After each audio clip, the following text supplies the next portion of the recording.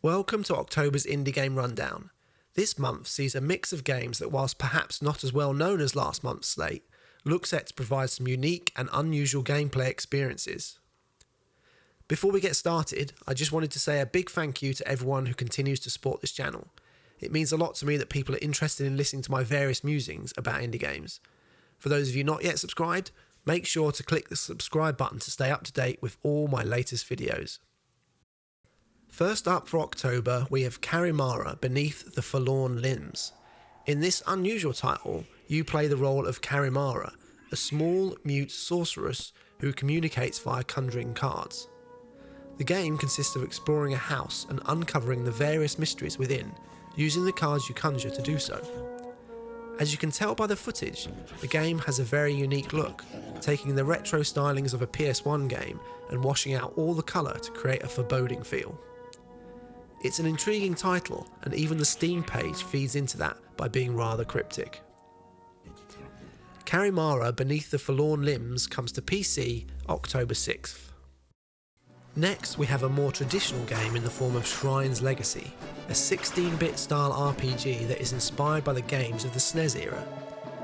You play as young heroes Rio and Rima, who take up the sword of the shrine in order to save the world of Ardemia from doom. During the game, you'll get to explore a vast overworld and take part in real-time battles. As a party of two, the second character will be controlled by either the AI, or you can bring along a friend to play in co-op. Shrine's Legacy is clearly trying to play a bit on older gamers' nostalgia, alongside drawing in new players. A lot will depend on the world that developers' positive concept games have created, and the characters you meet along the way as to whether the game will hit with people.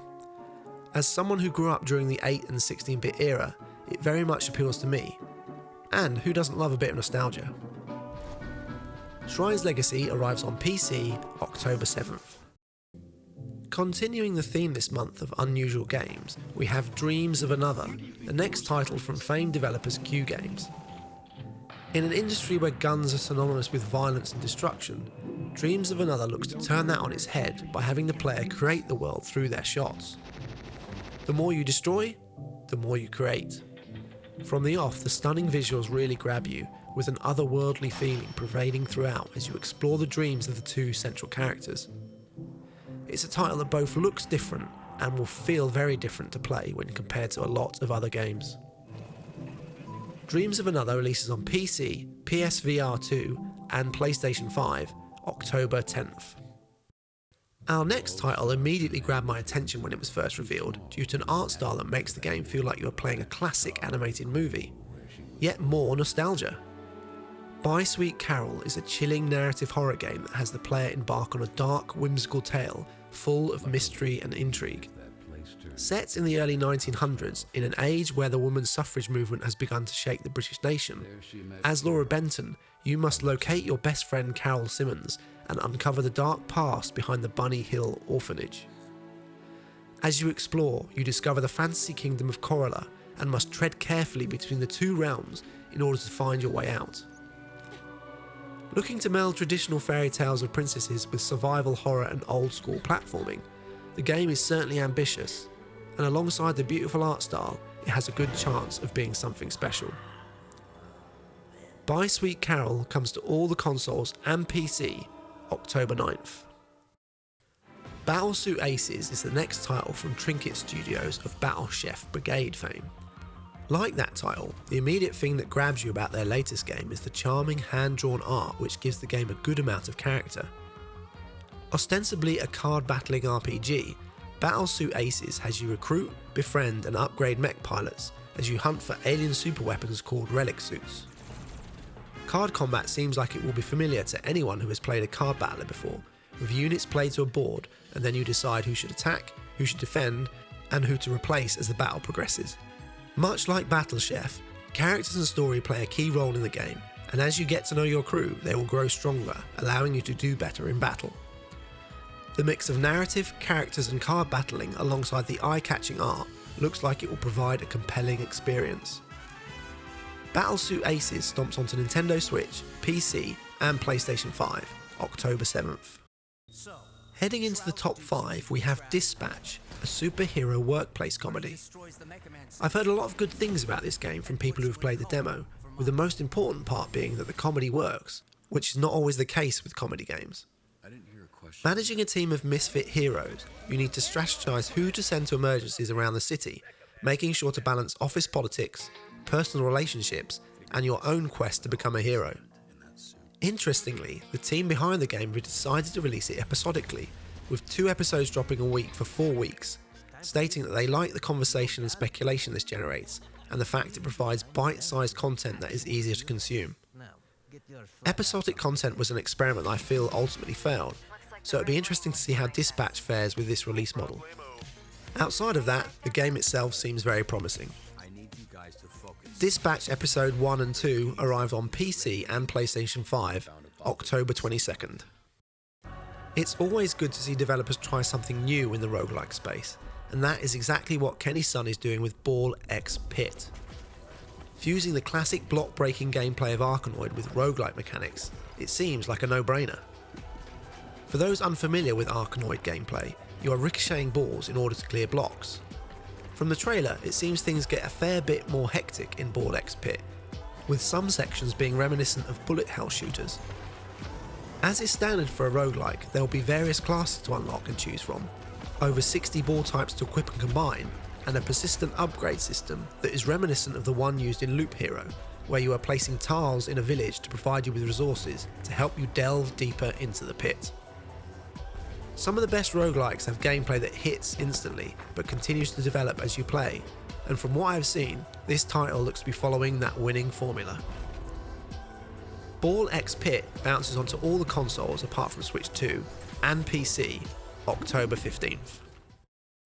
Next, we have a sequel to one of my favourite roguelikes from the last few years in Moonlighter 2.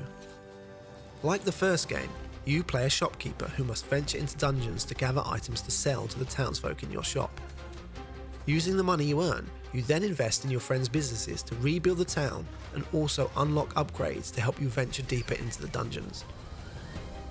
Where the game looks to depart from its predecessor is first its looks, swapping pixel art for a cute 3D art style. Combat feels a lot better and deeper, and there is more of a story to go alongside the dungeon diving and selling. Evolution rather than revolution then, but as it is building on already excellent foundations, I think that is a smart decision. Moonlighter 2 arrives on Steam Early Access, October 23rd. Our penultimate game for October is the Séance of Blake Manor, the next game from the team behind the excellent Dark Side Detective series of games. As you would expect, developer Spooky Doorway are sticking to what they know, with this latest game also being a point-and-click adventure. As befits a title releasing in October, the game is set around Halloween in 1897, where a group of mystics from across the globe have gathered in the west of Ireland to rip open the veil between worlds and speak to the dead. 48 hours before the séance starts, Evelyn Dean goes missing, and as Detective Ward, it is your job to find her and uncover the culprit before someone else disappears. To do so, you will interrogate suspects, study the environment for clues, and try to unlock the secrets of the mansion. You must take care though, as every action and every lost minute counts the day down. You need to be in the right place at the right time to catch critical events pertinent to your investigation. 48 hours. It's great to see Spooky Doorway try something a bit different from their previous comedic games, and coming up with some new tweaks to their point-and-click gameplay. The Séance of Blake Manor drifts onto PC, October 27th. Finally, we have my pick of the month for October, Absolum. This game looks to marry two of my favourite genres, the beat-em-up and roguelikes. Coming from famed indie developer .mu and a lot of people behind the excellent Streets of Rage 4, I have high hopes for this title. From my time with the demo, the combat felt really good, the art looked great, and the roguelike mechanics slotted in nicely. It looks to be getting all of the main elements right, with the combat in particular feeling sharp and responsive, with combos easy to pull off, and hits having a nice, solid feel to them. It feels like a game made specifically for me, with the way it marries the two genres together, and I can't wait to get stuck into the game proper.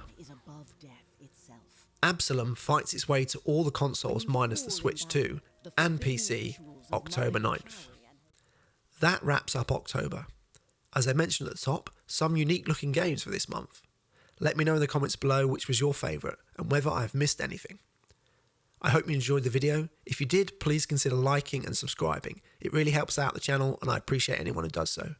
If this is your first time watching one of my videos, why not check out some of my other stuff that is linked on the screen. Thanks for watching and I'll see you again next time.